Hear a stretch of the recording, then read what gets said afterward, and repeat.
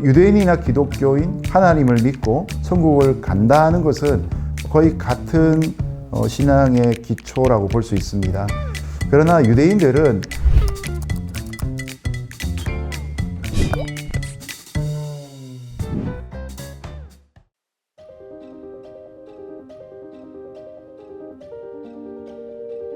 사실은 이제 지금의 이스라엘과 팔레스타인은 역사적으로 올라가 보면 같은 집안 사람들입니다.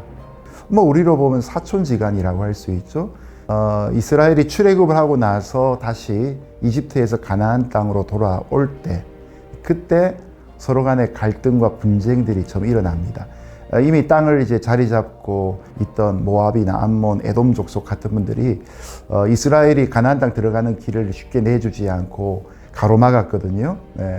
그런 악연들이 있었고요. 통일 이스라엘이 멸망을 당하고 난 다음에 이스라엘 백성들 전체가 다 디아스포라로 세상에 흩어지게 됩니다. 그때부터 이제 공식적인 이스라엘 나라가 없어지게 된 거죠. 그리고 2000년 만에 이 사람들이 돌아와서 옛날 우리 조상들의 땅에 살고 있는 팔레스타인 사람들에게 땅 내달라고 요구한 거죠. 그런데 유대인들한테는 하나님의 말씀을 철저하게 지켰기 때문에 자기들은 그 땅을 얻을 수 있는 자격이 있다고 믿었죠. 더군다나 하나님의 약속이라고 믿었으니까요. 그러나 기존에 그 땅에 살고 있는 사람들의 입장에서는 말도 안 되는 소리다라고 한 것이죠. 그런데 이스라엘이 전략적으로 1945년경에 그 땅을 국제사회의 승인을 받고 그 땅에 거주하기 시작하며 나라를 세워버린 것이죠. 그때부터 이제 팔레스타인에 있던 다른 민족들과 비록 옛날엔 사촌지간이었지만 이스라엘 사이에 끊임없는 분쟁이 시작되게 된 것입니다. 유대인이나 기독교인 하나님을 믿고 천국을 간다는 것은 거의 같은 신앙의 기초라고 볼 수 있습니다.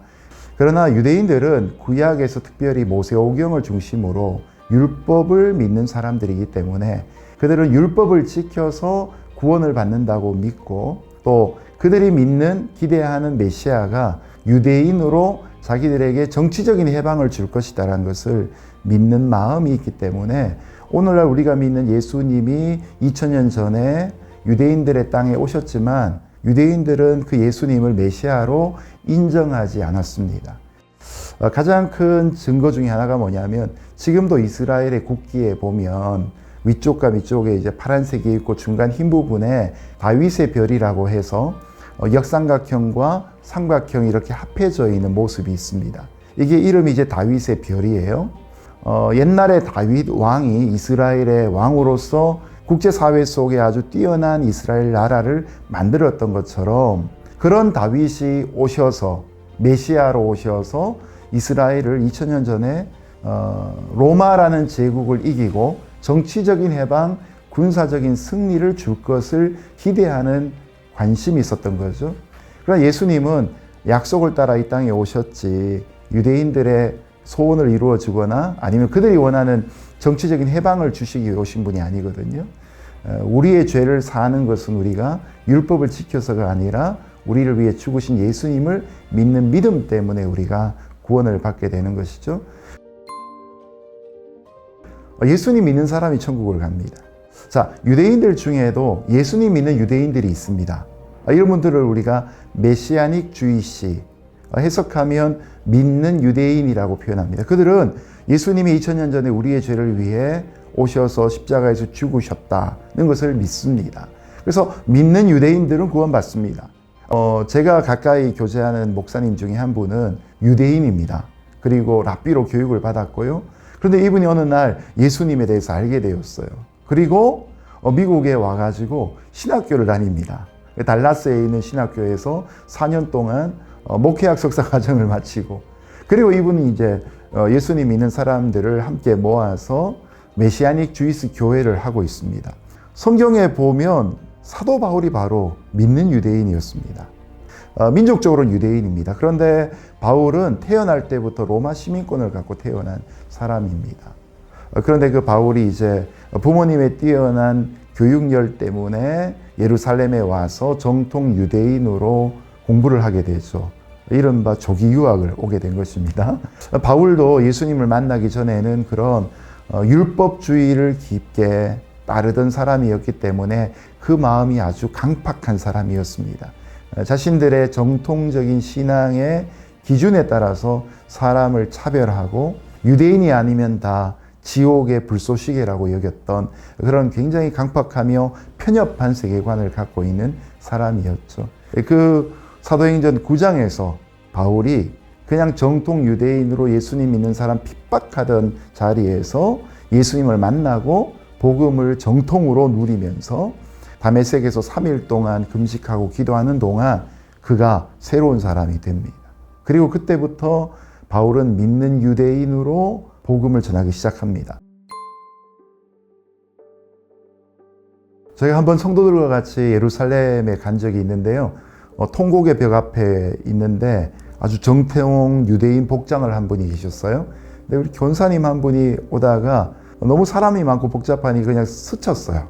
근데 이분이 갑자기 화를 내더니만 우리가 알아들을 수 없는 히브리어이지만 막 욕 같은 말을 막 하면서 분노를 막 표현하셨어요. 아마 그분은 이방인 여자가 자기의 옷깃을 스친 것 때문에 기분이 굉장히 나빴고 자신이 율법으로 더러워졌다고 느끼는 아마 그런 해석이 좀 되지 않을까 싶어요. 율법이라는 것이 갖고 있는 큰 특징 중에 한 가지는 지키면 지킬수록 사람이 교만해진다는 사실입니다. 정통 유대인을 비롯해서 모든 종교마다 근본주의자라는 분들이 있습니다. 이분들은 경전에 나와 있는 글자를 그대로 지키려고 하는 분들입니다. 지금 이스라엘 땅에서 벌어지고 있는 팔레스타인과 이스라엘의 갈등 중에도 바로 이런 근본주의의 영향이 크거든요. 서로가 용서나 화해라는 것을 떠올리지 못하는 거죠. 그러나 예수님은 하나님을 사랑하고 이웃도 사랑하라고 말씀을 하셨거든요. 이웃을 사랑하려고 하면 하나님을 먼저 사랑해야 되고 율법을 뛰어넘는 하나님을 따라가는 순종의 마음이 필요합니다. 그래서 내가 죄인인 것을 인정할 때 또 다른 죄인도 용서할 수 있게 되는 것이고요. 유대인들이 갖고 있는 가장 큰 편견 중에 하나는 하나님이 자기들만의 하나님이다라는 것입니다. 이것이 이제 선민사상이고 정치적으로 이제 시오니즘이란 단어로 표현이 되고요. 그러나 하나님은 천지의 모든 존재를 지으신 분이시죠. 그 모든 존재를 구원하시기 위해 이스라엘 백성을 제일 처음 선택하신 것은 사실이지만 이스라엘 백성들만의 하나님은 결코 아니죠. 그런 의미에서 크신 하나님을 나의 편견으로 제한하는 것이 어쩌면 유대인들만의 문제가 아니라 오늘 우리의 문제일 수도 있습니다. 예수님이 이 땅에 오셔서 하나님과 사람 사이에 담장을 허무셨고 유대인과 이방인 사이에 담장을 허물듯이 나와 이웃과의 담장도 허물러 오셨습니다. 이들의 전쟁을 보면서 그 평화가 그 땅에 깃들기를 기도해야 하지만 또 우리가 하나 더 적용해야 될 것은 나와 가장 가까운 사람, 나의 옆집에 있는 사람, 또 나의 친척과 나 사이의 갈등 이런 것들을 또 허물려고 하는 믿음의 순종이 있지 않아야 할까 싶습니다. 이 영상을 보시는 분들 중에 아직 예수님 모르는 분들이 있다면 예수님이 이 땅에 담장을 허물러 오신 분인 것을 좀 기억하시고 가까운 교회를 나가시거나 친구들 중에 믿는 분들에게 예수님이 어떤 분인지 좀 소개해 달라고 하시면 그 부탁을 또 하시면 예수님을 또 잘 만날 수 있지 않을까 그런 생각이 듭니다.